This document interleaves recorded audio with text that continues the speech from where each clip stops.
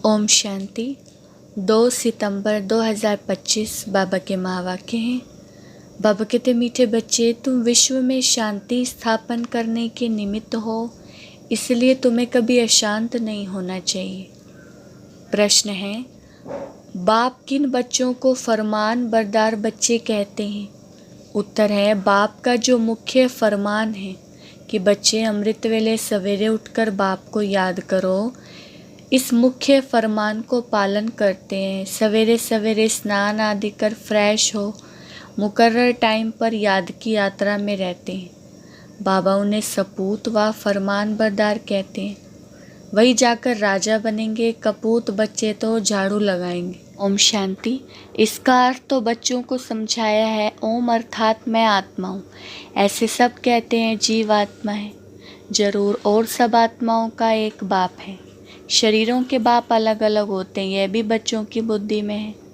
हद के बाप से हद का और बेहद के बाप से बेहद का वर्षा मिलता है। अब इस समय मनुष्य चाहते हैं विश्व में शांति हो। अगर चित्रों पर समझाया जाए तो शांति के लिए कलयुग अंत सतयुग आदि के संगम पर ले आना चाहिए। यह है सतयुग नई दुनिया। उनमें एक धर्म होता है तो पवित्रता, शांति, सुख है। उनको कहा ही जाता है हेवन। यह तो सब मानेंगे।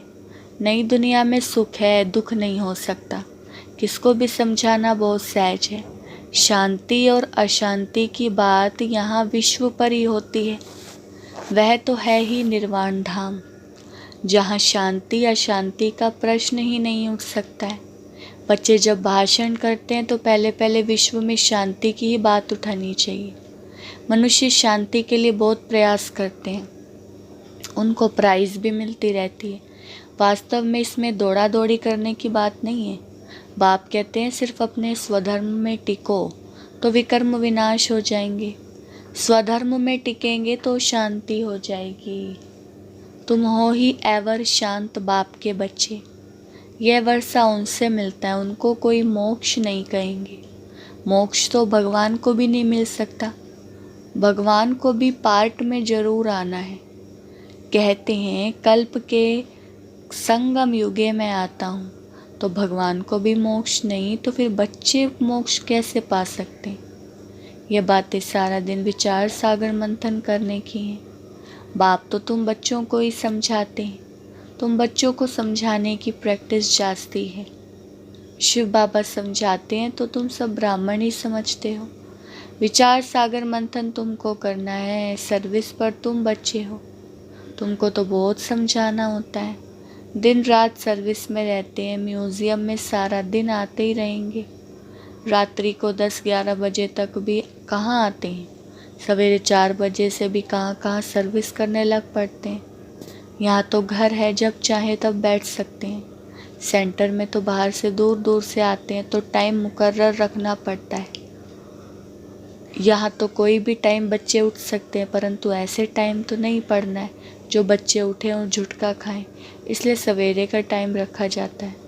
जो स्नान आदि कर फ्रेश हो आए फिर भी टाइम पर नहीं आते तो उनको फरमान बरदार नहीं कह सकते।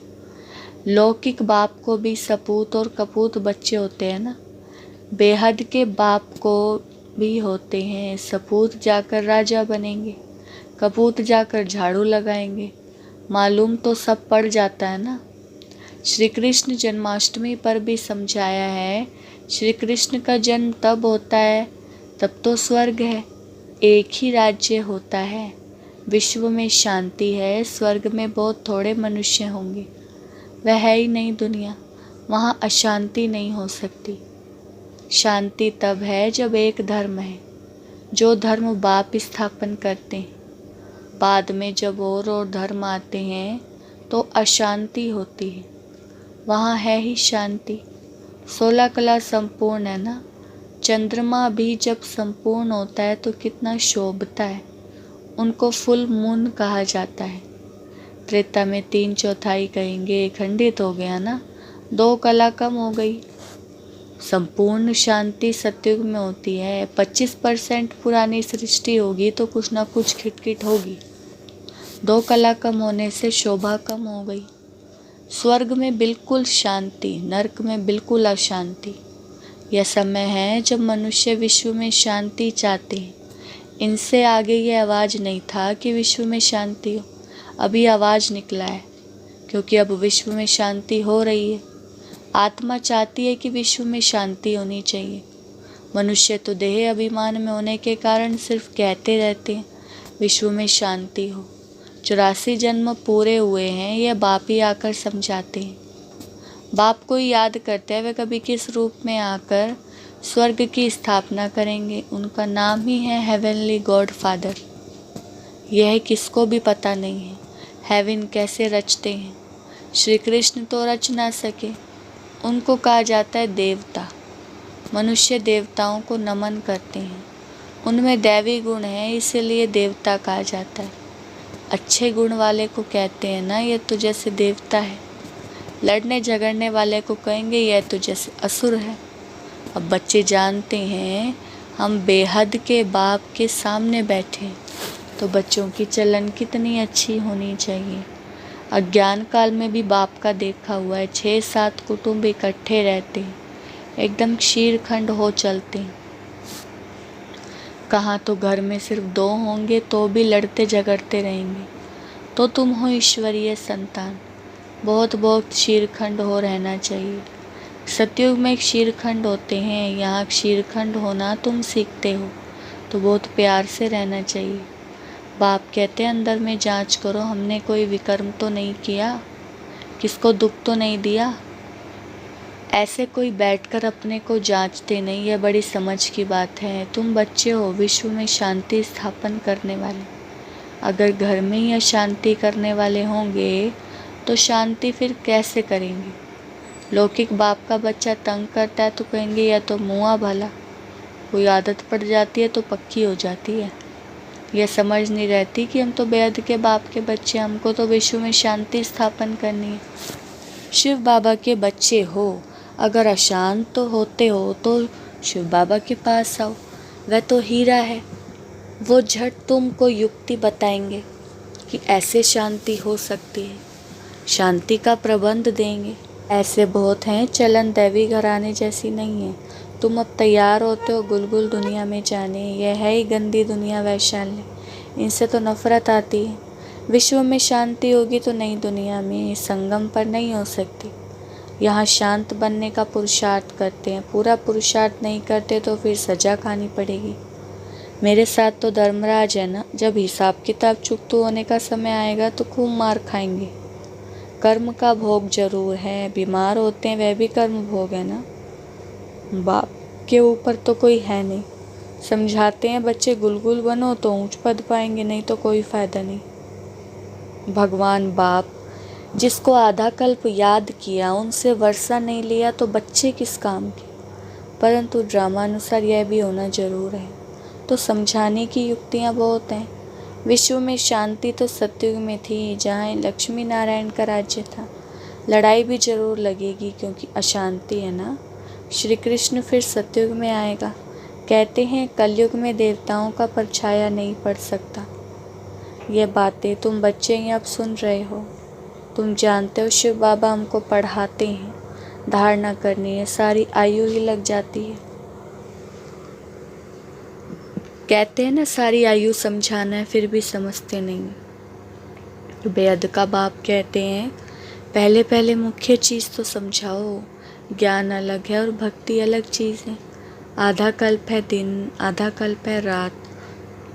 शास्त्रों में कल्प की आयु ही उल्टी लिख दी है, तो आधा आधा भी नहीं हो सकते।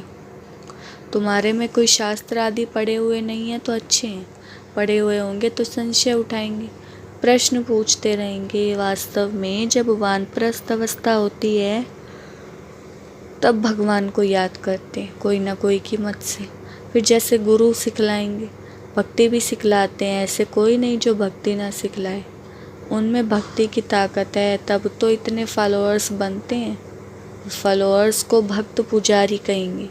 यहाँ सब पुजारी हैं, वहाँ पुजारी कोई होता नहीं।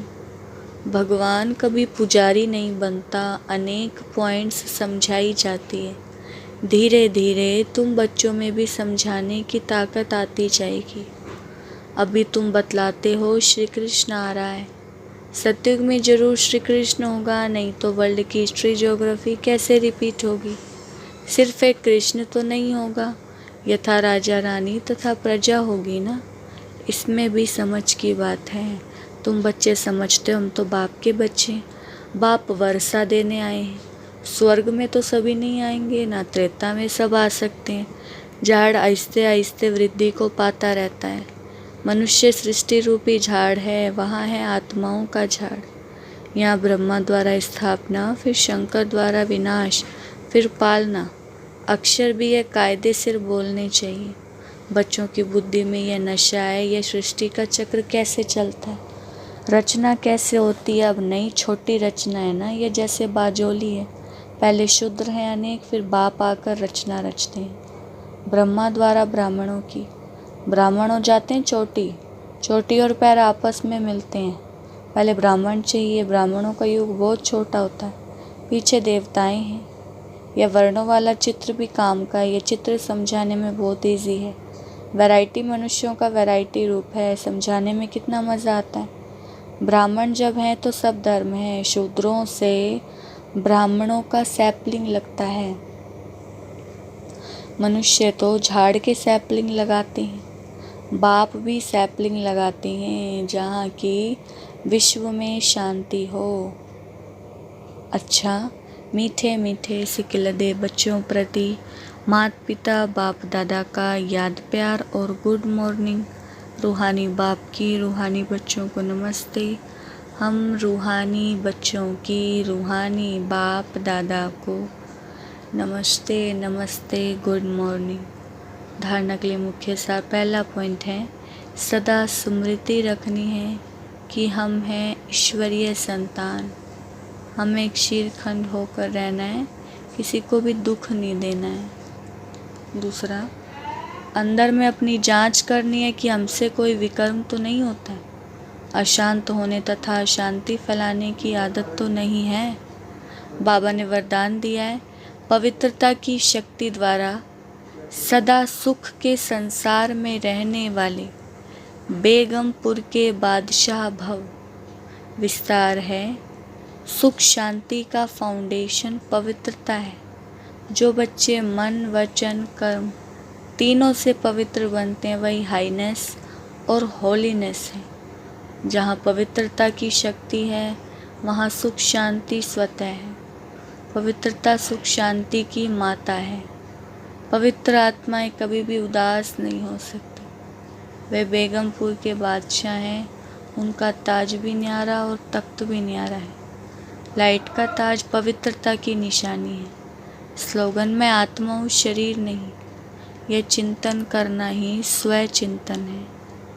अव्यक्तिचार्य, अब लगन की अग्नि को प्रज्वलित कर योग को ज्वाला रूप बनाओ। पावरफुल योग अर्थात लगन की अग्नि ज्वाला रूप की याद ही भ्रष्टाचार अत्याचार की अग्नि को समाप्त करेगी और सर्व आत्माओं को सहयोग देगी। इससे ही बेहद की वैराग्य वृत्ति प्रज्वलित होगी।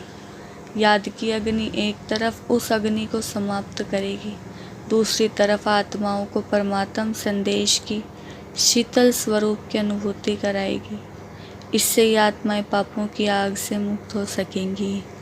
अच्छा, ओम शांति।